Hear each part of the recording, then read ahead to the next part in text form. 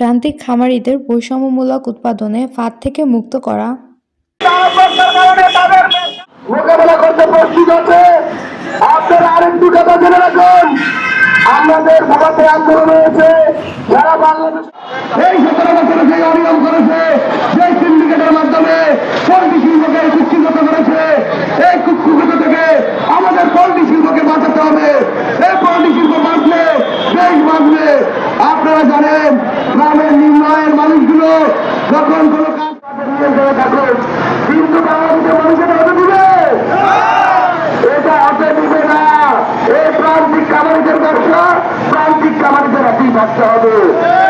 সিন্ডিকেটের হাতে আমরা এই ফার্ম ব্যবসা তুলে দিব মাধ্যমে তারা বহু খামারিদেরকে হতে বসিয়েছে, বহু লোককে মামলা হামলা দিয়ে জেলে ঢুকিয়েছে।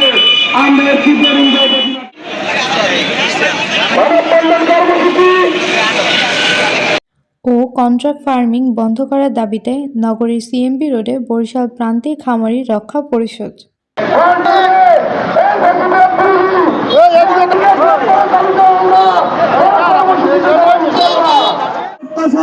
আমাদের 1 কোটি প্রান্তিক খামারি আছে। এই কোটি প্রান্তিক খামারিদের বুকের দিকে তাকিয়ে আপনারা এই দাবিগুলো মেনে নিয়ে পোল্ট্রি শিল্পকে রক্ষার জন্য আপনারা অবিলম্বে এক বিষয়টি নিয়ে একটি তদন্ত কমিশন গঠন করুন এবং প্রেসিড কাজী আইটিভি বাংলা।